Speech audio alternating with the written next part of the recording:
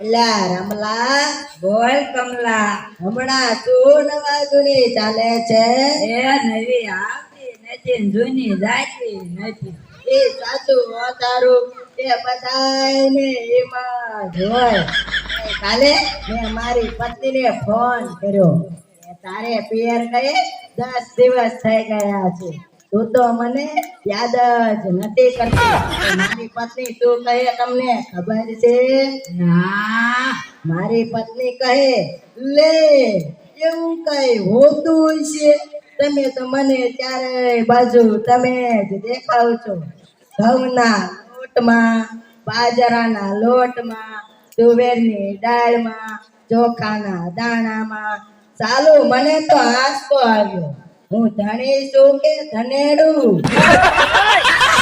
એ હા ભાઈ હા કાગડા તો બધે કાળા જ હોય કાકા કરતા પોકી જ જાય એ તારી વાત એકદમ સાચી હો ભાઈ.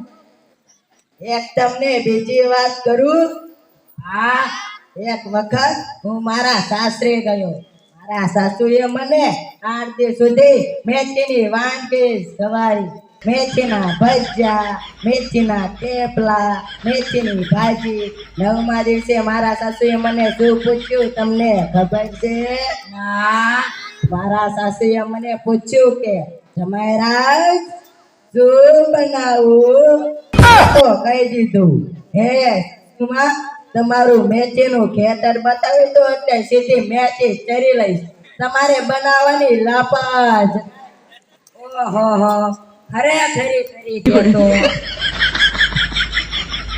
મજામાં ને હા હું તમને મારી વાત કરું હું એક વખત મારી પત્ની સાથે શાકમાં ગયો તો મારી પત્ની મને કે એ સાંભળો છો મેં તો કીધું હા પછી કે એ 2 કિલો વટાણા લઈ લાવ તો મેં કીધું હે બાબા તારે જેટલા વટાણા લેવો એટલા લઈ લે આ વટાણા કરે તે મારે જ બોલવાના છે ને મારો વાત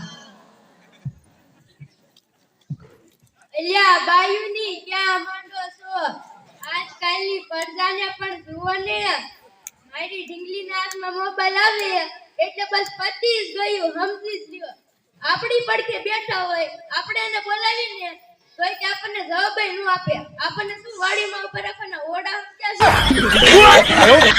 એ એમના મનમાં દાબ છીએ એમના હાથમાં મોબાઈલ આવે એટલે કર લો દુનિયા મોટી લ્યા ધીરુભાઈ અંબાણીને જ જોઈ લ્યો એમાં યા જીવો આયા ત્યાંથી પેલા છોકરા આપણો જીવ લઈ આનું નામ જીવો નહીં પણ મરવા એવું રાખવું જોઈતું એ મોબાઈલ આવ્યા એટલે કેમેરા પણ ગયા એ મોબાઈલ આવ્યા ને ઘડિયાળ પણ ગઈ એ મોબાઈલ આવે એટલે ઓલી ગોલડા તકડા ને પછી આવે ને ઈ પણ ગઈ મોબાઈલ આવે એટલે લે ટપાલ ને કંકોત્રી ગઈ તો WhatsApp એ મોબાઈલ આવ્યો એટલે કોમ્પ્યુટર પણ જવાનું મોબાઈલ આવ્યા એટલે નિરાત પણ ગઈ અને એમાં જો આપણો મોબાઈલ આપણી ઘરવાળીના હાથમાં આવે એટલે આપણે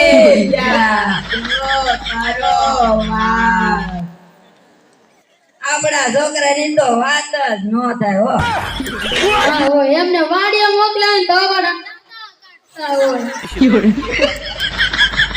એ કાલે ઓલા કમલાને કીધું કાળો છોકરો પાણાના ઘા કરે છે કોકને વાગી જશે તો ચૂંડો રંગાઈ જશે આર્યો કમલો પૂછી અલ્લા જીવણા હો ઈ મારો છોકરો નહોતો તો ઈ તો મારો ભાણિયો હતો તારો છોકરો ક્યાં મારો છોકરો જો તારા બૂટમાં પાણી ભરીને કાઢે રમે જો કેવો રમે છે ભર્યો એટલે શું છે મારા છોકરાની તો વાત જ ન થાય તો કાયરીને મારા છોકરાને નિશાળે નવડાઈ મોકલ્યો હોય ને હે તો બાવા જેવો થાય વાળીની જગ્યામાં આટા મારતો હોય તારા જેવો જ છે ને.